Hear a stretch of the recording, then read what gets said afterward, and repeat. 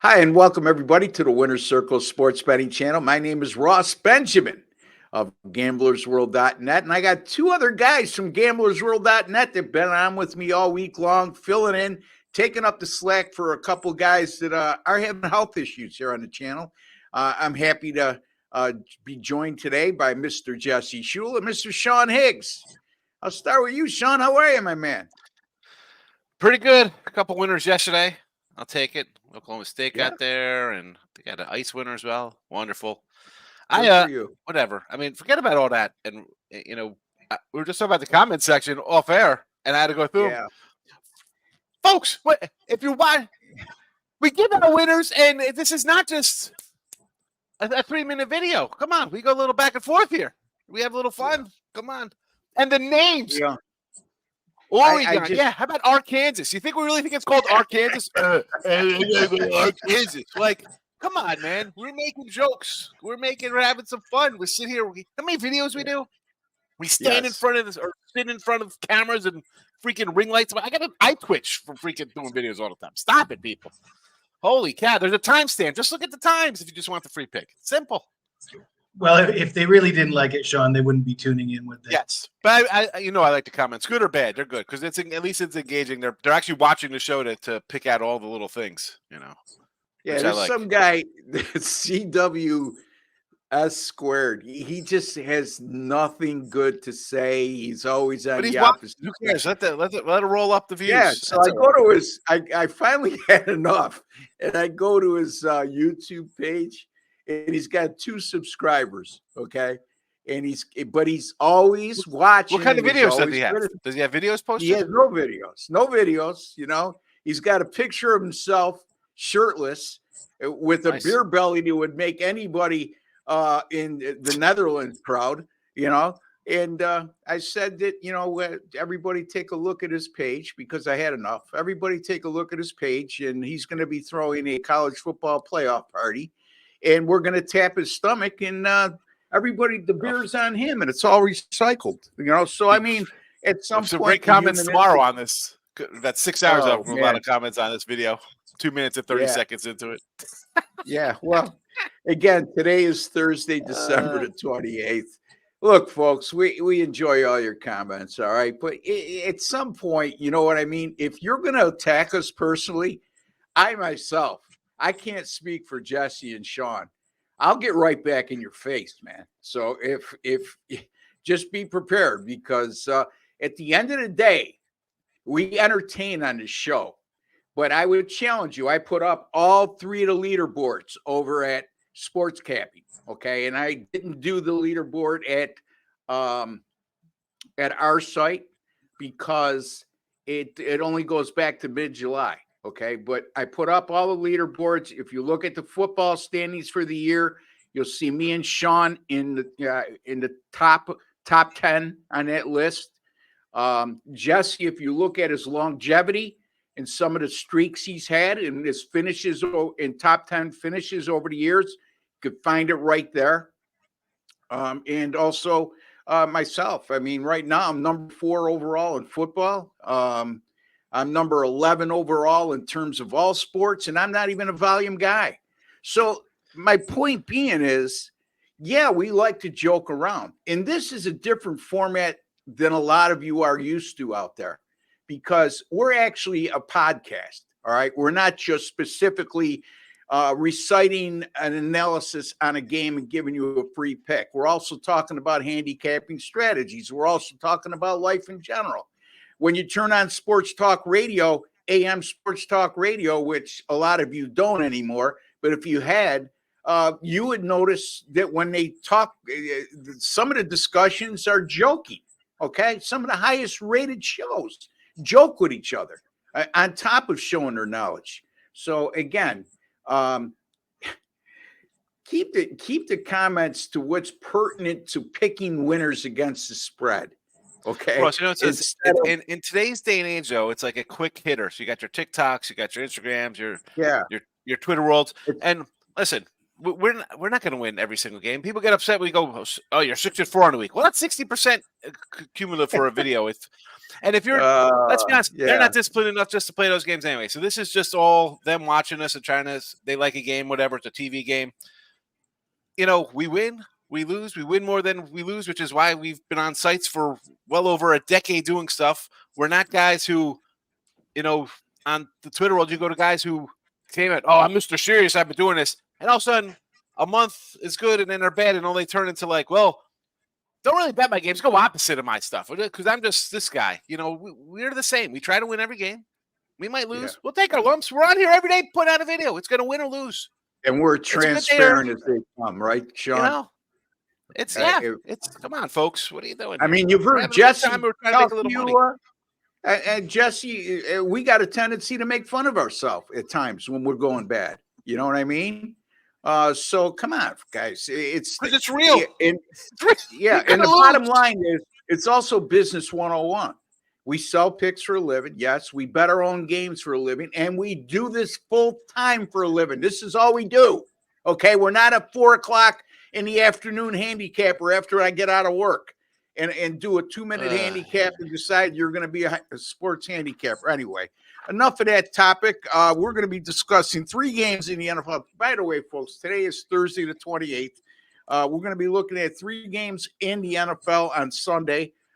Jesse will be looking at the NFC North battle, real important battle there in terms of playoff implications, not for the division title that the Lions have already locked up, but for a wild card spot, Packers and the Vikings. And Sean will be looking at a very, very important game in the NFC South as the 2 teams that are at the top of the standings right now, the New Orleans Saints and the Tampa Bay Bucks square off. And I'll be looking at the Pittsburgh Steelers, who are on life support right now when it comes to their playoff chances, but they're coming off a win against the Seattle Seahawks, who's played a really brutal schedule of late, but they've been coming off back-to-back wins. We'll cover those 3 games. Before we get to that, folks, just a friendly reminder for those of you who have been watching right along and you haven't subscribed yet, just hit that subscribe button right underneath the video box. If you're watching on your PC, you won't see a subscribe button. You'll see a WC logo, and just click on that. That stands for the Winner's Circle. That'll get you subscribed. It's absolutely free to do so. And then take an extra step and go into your YouTube settings. And this goes for not only the new, but for those of you who have subscribed out there and haven't done this already, provide yourself a nice convenience and go into your YouTube settings and click on the alert notification bell for the Winner's Circle Sports Betting channel. And you'll be notified upon any of our 6 weekly podcasts going up on this channel. And don't forget, us 3 will be back tomorrow discussing more NFL on our live show at 3 p.m. Eastern time. So all of you brave hearts out there that like to comment on all the archives and don't expect a response and are texting tough guys, we welcome. Come on aboard on our live show. Get an immediate response and keep it respectful. That's all we ask, because if you're not respectful, as opposed to other people in this industry, I'm a little different. I'll give you all the respect in the world till you become disrespectful. I'll warn you once, and if you don't listen, I'm going to be disrespectful in return. I can guarantee you don't want to change, get into war words with me. You're not going to win. Anyway, all right, Sean, let's start. The guy's got a block button, people, so he's going to win. Yeah, so that's it. Yeah, that's exactly what it is, buddy. And then you can pull your hair out if you have any. Sean, the Bucks and the Saints. Right now, the Bucks are a 2.5-point favorite. The total in this game is 42.5. This is a big one. I mean, again, Sean mentioned early on before the season started that the NFC South was wide open, and he wasn't kidding. If you look at the standings now, you got 2 teams at 8-7, and it's the 2 teams that we're going to discuss right now, and another at 7-8 in the Atlanta Falcons. So it's up for grabs. But Sean got a ticket at 10-1 on the Tampa Bay Bucks to win the division earlier this year, and caught a lot of flack for making that prediction. But right now, I would say he's in the driver's seat, especially if he wins this game. Sean, what do you got, man? Yeah, I just, Tampa Bay, good pick so far. I just want to make sure I got this guy's name right. I don't want to it's been a good season for Tampa, but Mikal Evans, who's Mikal? It I doesn't don't matter. Mikal? Give us he's the Russian. winner, and we'll correct the names later. Come on, come on. Yeah, Too much lately. we're going back to the well with Tampa Bay. Why am I going to give up on my guys here? I got the comeback player of the year. He should be the comeback player of the year. And I saw I guess it was like a little back and forth with some people because we're talking. You see it on there. Oh, Hamlin should win it because he came back from being dead or unconscious or whatever. The guy's played like 2 plays. This is the comeback player of the year, a guy who was on 2 teams last year, and now he's got his team possible win a division, playoff game, 4,000 yard passing, 30 TDs. Good season. Great. But you got all these guys around him. This is why we liked him. And with the Saints, but I'm shocked that I see like a 2.5 was for 2.5. How are you betting the Saints? Because they have a decent defense? They can't score an offense on the road. Tampa Bay's defense is still a good unit. So I am home. Everything's working in one team's favor, right? Sometimes you need a little luck to go through life here. You get on good little runs. We talk about your Buffalo Bills. I'm staying with Tampa. There's nothing to say to me to take the Saints. Tampa money line here. What do you got? Like a 140 you could get? 135 they are right 135. Yeah. Tampa Bay for me. I'm not go back. We've done Tampa Bay multiple times, and every time I sit to grab my boys. Defense, veteran quarterback, playmakers around them, steady Freddie, and you got a hot mess on the other side who just can't get out of the way. They're whatever. They're coming off a win, but come on. The Bucks now. I think that receiver over there, Chris Olave. Olavi. I don't know. Olavi.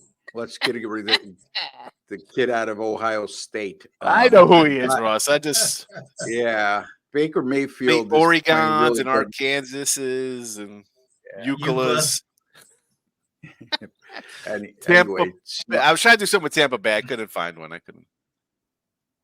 So Sean likes the Bucks minus 135 on the money line.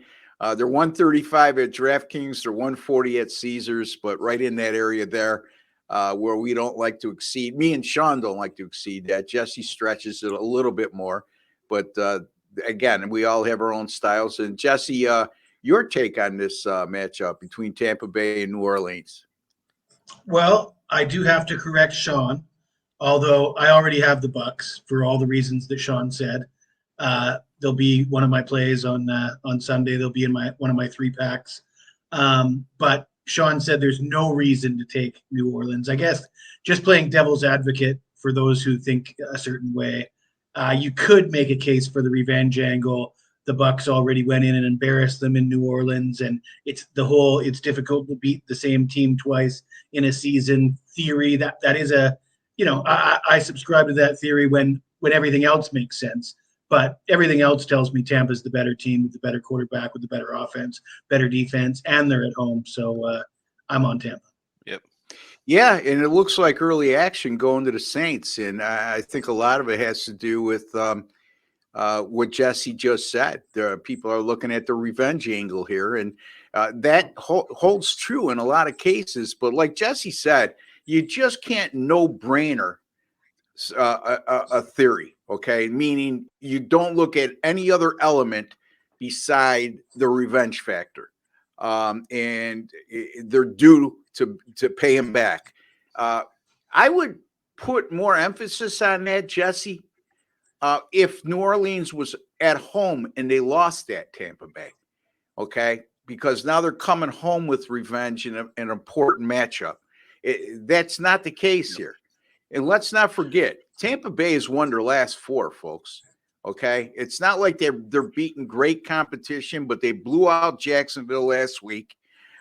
They won at Green Bay by 14, which is, again, that was a Green Bay team that was playing very well at the time. They go to Atlanta, another division rival that's right on the doorstep, and they win at Atlanta 29-25, and they eke out a win against a very bad Carolina team, but it's a division game. So they've won their last 4. They've covered their last 3. I like the way they're playing right now. Now, New Orleans, I made the mistake of saying they won last week. They did not. They lost at the Rams. So let me stand corrected before a lot of you just chime in, okay, and say I'm clueless. Yeah, well, look at the standings. I'm clueless.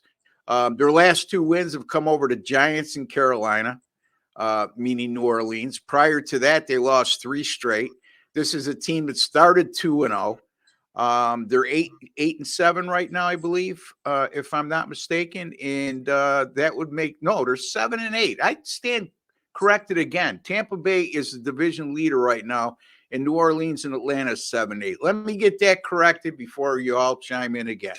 Okay, but at the end of the day, this is a New Orleans team that won their first 2 games of the year. They're 5-8 since, against a Tampa team that's won their last 4. I agree with Sean Higgs. I agree with Jesse Schule. I'm on Tampa Bay here, and I like the money line here as well at -135. All right, let's get to our next game, and that would involve the Packers and the Vikings, and Jesse's going to give us the honor of giving his opinion and his pick on this game. Right now, the Minnesota Vikings are a 2-point favorite, and the total is 46. Jesse, what do you got, my man? Well, Ross, I can't really back either of these 2 teams. Both these teams look like a mess to me, so I'm going to focus on the total. This is a big game, as you mentioned, with the wild card a possibility for both teams. But neither of these 2 teams have really looked like playoff teams lately. Green Bay really banged up on defense. They gave up 30 points to Carolina last week. Squeaked away with a win there. They gave up 34 the week prior. 5 starters on defense, questionable coming into this week. And then on top of that, they suspended Jair Alexander. That's going to hurt them here. And Nick Mullins for Minnesota. Say what you want about Nick Mullins, but he certainly he makes things happen. So 2 fumbles and 4 interceptions in 2 starts. But he's thrown for over 700 yards and 4 touchdowns. One of the keys here, though, is his yards per attempt. He's averaging well over 10 yards per attempt in his 2 starts this season. And if he had enough games to qualify, that would lead the NFL. And this is, a 2-game sample size. Some people might say, you can't jump to any conclusions after just 2 games. But if you look at this kid's overall body of work, the few years he's been in the NFL, and when he's got a chance to start, it's been a similar story. He turns the ball over, but he throws for a ton of yards, and he makes things happen. He speeds up the game and puts points on the board, whether they be for the opposing team or for his team. And Jordan Love quietly having a pretty decent year, really. I know Sean was high on the Packers to start the season. Love's last 5 games, 11 touchdowns, just 1 interception. The Packers have had their ups and downs, but overall, I'd say Jordan Love's played pretty well. 70% completions for Nick Mullins in his 2 starts is another stat. So, I mean, if it wasn't for the turnovers, this kid would be killing it. The total at 46, I think you're going to have to score 30 to win this game. I think that we're going to see at least 50 points scored. I don't see a lot of defense out of either of these 2 teams. Neither one of them have been playing that great on defense lately, and the offenses are moving the ball. So we're going to go over the 46 points here. All right. Green Bay and Minnesota over 46. Yeah, you look at the Packers, they've gone over the total in their last 5 games. Their defense has been horrific for the most part. I mean, you look at, they gave up 394 yards against the Carolina Panthers last week in a 33-30 win. They gave up 452 yards the week before against Tampa Bay. They gave up 367 yards against the New York Football Giants. I mean, these are teams, not Tampa Bay, but the Giants and Carolina, that have been anemic offensively. And then they gave up at a game at Detroit. They gave up 464 yards in that game, 394 yards to the Chargers. So this team's given up a lot of yards, a lot of points. And also, you could run the ball against Green Bay. And it's not indicative of the last 2 weeks against Carolina and Tampa Bay, which they held both of those teams to under 100 yards at 96 and 99. But look at the 5 games prior to that. The Giants ran for 209 against them. Kansas City, 148. Detroit, 140. The Chargers, 150. Pittsburgh, 205 yards. Okay, and Minnesota doesn't have a dynamic running game, but by the same token, it's not bad either. They've gone 125 or more on the ground in 5 of their last 7. And if you get that ground attack going, it's surely going to make life easier for Nick Mullins, Sean, when it comes to play action pass. Yeah, especially, Hawkinson's out for the year, right? He's out with his ACL. Takes away a little bit of weapon. But as I mentioned, the Green Bay defense, and we could hype up my Tampa Bay ticket. My Green Bay ticket does not look as good. But love showing flashes. And I do think Minnesota's a good defense. But I got a guy who might turn it over against a good defense. Again, generate some points. And you're in a position, wild card, playoffs for both teams. I think it's going to be – I don't think it's going to be an ugly one. I know we see some ugly games sometimes here. I don't know. I think we'll get a good one on Sunday night. I'm going to go over as well with you guys. I don't like the 2, though. I know it's come down – and I don't want to say, is the tight end worth a point or so? Is he that good to their offense? I don't know. Tough one. I'll go over, though. Sidewise, stay away. Even though I'm pulling for the one side, but that's kind of much dead in the water for them to win because Detroit's already locked it up. But I'll go over here with you guys at 46. It's gotten up, too. Yeah, this opened. You're right, Sean. I discussed this with Paul Bovey the other day, and he brought it to my attention. The opening number as far as the total goes was 43.5. And, he made a point that if you're going to give me 45 or less with Green Bay, the way they're playing defensively and also moving the ball, the over is always going to be a good play in that circumstance. Yeah.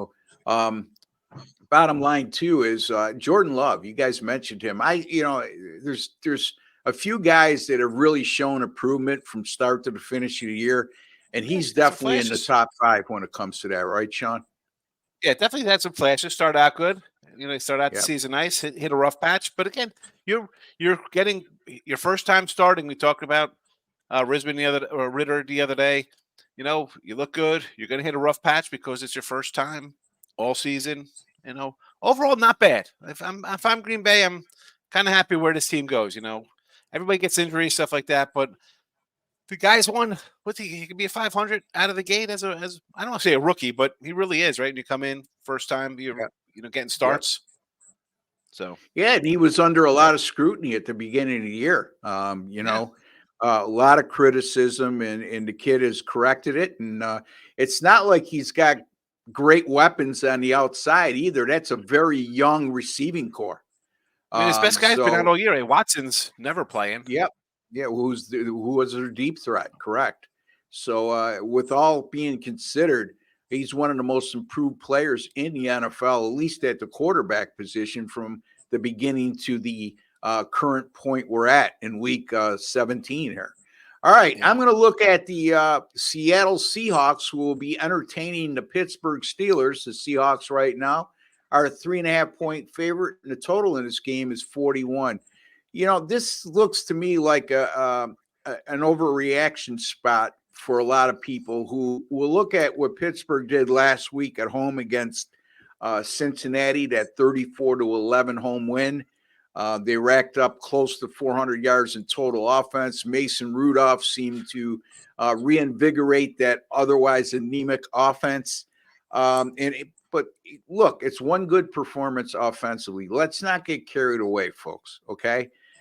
In NFL betting history, and I'm going to get to that in a second, we'll show teams like Pittsburgh in this situation. They were a home dog of 3 points last week, and they won the game 34-11, okay? The following week, teams in this situation with this mediocre of a record, which the record right now is 8-7, I'll touch upon that in just a second, but also keep in mind, this is a Seattle team 4-0 against non-division opponents at home this year. They've won 5 of their last 6 at home after losing their opening game to the Rams. They rebounded to win 5 of their next 6 at home, with their only loss in that sequence coming against the San Francisco 49ers. And the Steelers are not the 49ers by any stretch of the imagination. And also, you look at Seattle, maybe their win-loss record doesn't show it of late. They have won their last 2, but I mean, they're 5-1 against the spread in their last 6. And they played a brutal schedule of late. I mean, during those 6 games, they played San Francisco twice, the Dallas Cowboys, the Philadelphia Eagles, and the LA Rams. Okay, the only non-playoff caliber team they faced was last week at Tennessee. And if you check, Tennessee has been pretty, as bad as they've been this year, they've been solid at home. So they go on the road and win at Tennessee. Nothing to make light of that win. And then I'm going back to what I just discussed. Anytime you have an NFL favorite like the Seattle Seahawks, and they're playing an opponent that's coming off a straight-up underdog win, and they won that game by 14 points or more. And their record, their win percentage, 450 to 550, it's in the mediocre range, especially this late in the year. Pittsburgh, by the way, 8-7, a 533 win percentage.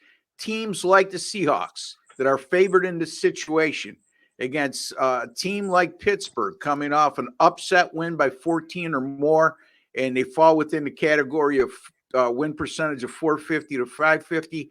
Those favorites have gone 52-23, 69.3% since 83. The average line in those 75 games was 4.4, and the favorites outscored the underdogs by an average of 8.3 points per game. My point being is, like I touched upon earlier, Sean, is people tend to overreact to what they saw last week, and I think this is going to come to the forefront this week, where we'll see some public money lean toward Pittsburgh more than Seattle this week. But I'm going to take the Seattle Seahawks here, -3.5 over Pittsburgh. Sean? Yeah, they're going to fall in love with Mason Rudolph and thinking that they fired Matt Canada, and now they find a quarterback who could thrive in the system. When you're playing Cincy, who had a little bump when Burrow went down. But again, this team always has kind of problems defensively. So this is a big shocker that Pittsburgh wins a game with their back against the wall, the way their offense has been. No, and they have Seattle off a 3-point win versus a quote-unquote bad team, a team that is always competitive. They might be out of it, but you got guys playing for contracts. You got a head coach who the players like. That's a tough game to go play. Gino had just come back on a awful. Let's remember how that game ended on Monday night, a short week, a 90-yard drive for a touchdown, and then you go and play a physical team like Tennessee.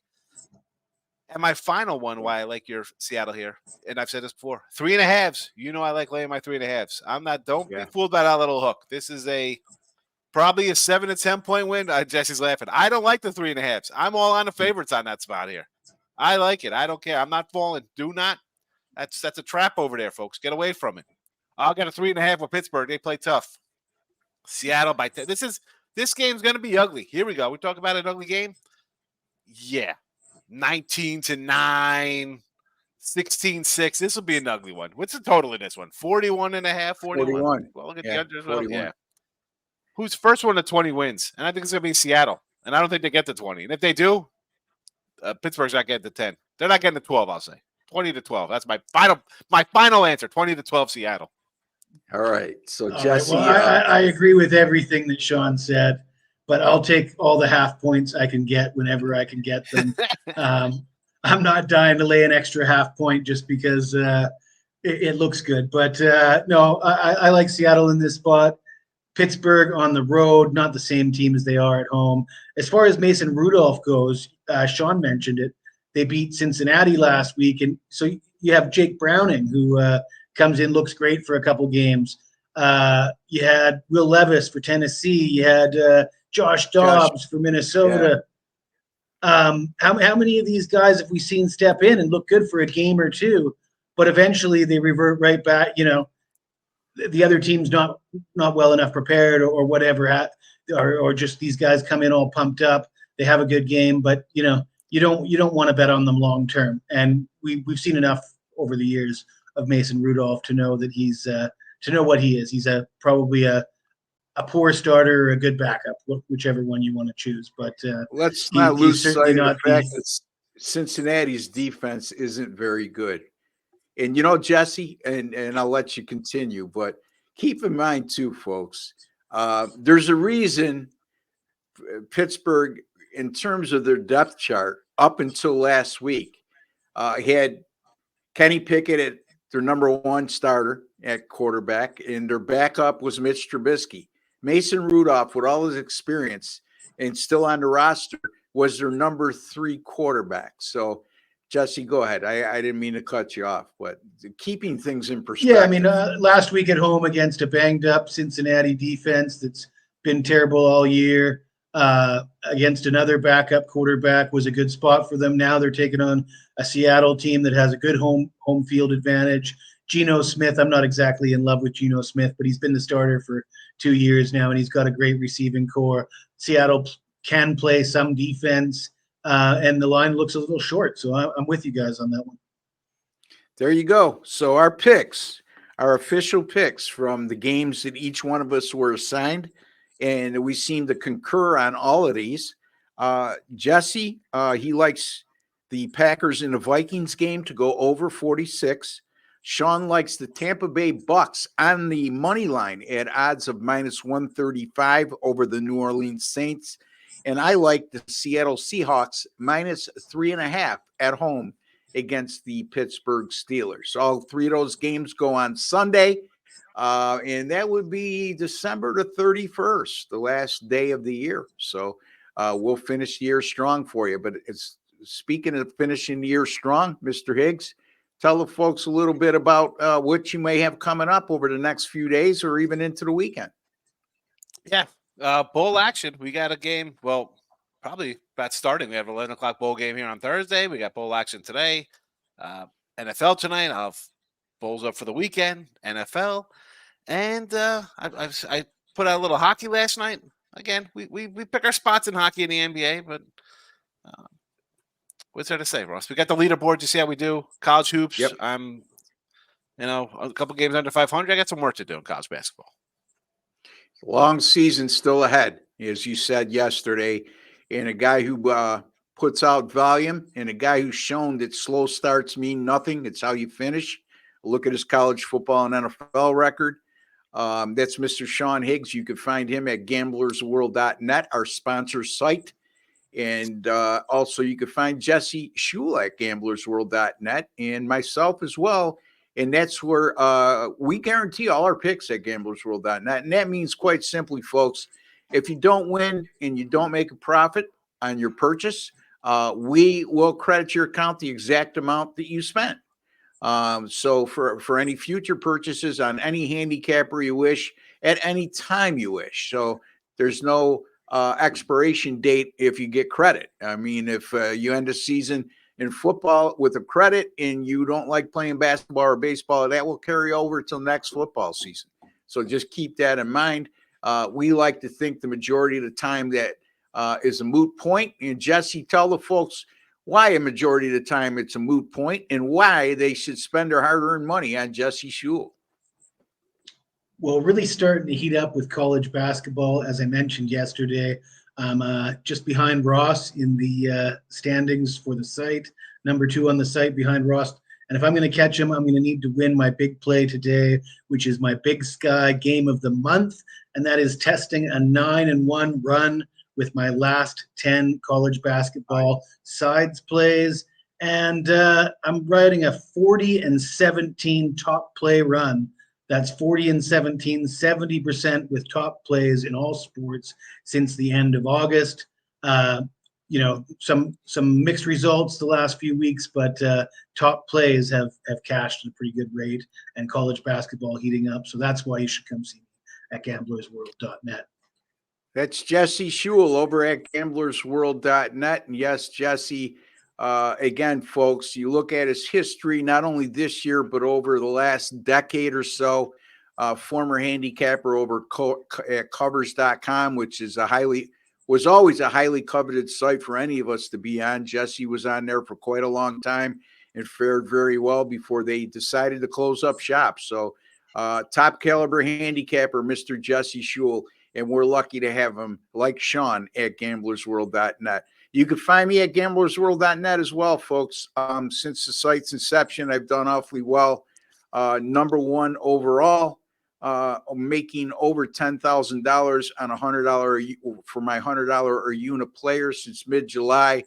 Also, since the August the 4th, I am on a nice tear where my dime players, I have made over $50,000 since August the 4th, not only at our site, but other sites across the board that I post at, but more importantly at our site. And I've hit 59% of my plays. Let me get that exact record for you, if I could punch that up real quickly. Yes, my all sports, 224 and 158, 59% since August the 4th. And those who bet $1,000 a game on all of those picks are up $50,030. Not bad, folks. College basketball, Jesse just alluded to the fact that I'm number one. He's red hot as well. 16-6 with my last 22 in college basketball this year, 45-29 dating back to last year, which is a 61% run. And my NFL since week 2, 55-38, which is good for 59%. My NFL totals, by the way, on a 15-6 run. NBA 61% since April 11th of this year, off to a decent start in the NBA as well. So a lot of good things happening for all three of us over at gamblersworld.net. Visit us there where we guarantee all our picks. If you don't win, you don't make a profit on all single game and multi-game daily packages, as well as subscription plans of 30 days or fewer. We will credit your account back the exact amount you spent on that specific purchase. In any event, Jesse, there's a like button underneath, and we always like to tell the folks, Smash that like button. Smash that like button, folks. You can touch it as well. It doesn't matter. We just want you to hit that like button. It's just a small token of your appreciation for all the time, work, and effort we put in to bringing you a quality podcast, not only the picks, but handicapping strategies and a little bit of humor. Everybody needs to laugh daily, okay? Tell them, Sean. Everybody needs to laugh daily, man. I do every day. I wake up, look in the mirror, start laughing. Sometimes I cry. Yeah. Well, like Jimmy Valvano said, it's not a full day unless you have a good cry, you have a good laugh, and you get a good hug. I believe it's that order. But the hug, I don't know if he put that in there. I know the top two he did. In any event, for Jesse Schule and Sean Higgs, join us tomorrow for our live show at 3 p.m. Eastern time. And all you texting tough guys out there, chime in. We'll be taking your comments and questions. And we got 3 more free winners going in the NFL. So again, for Jesse, Sean, and Ross, take care and God bless, folks.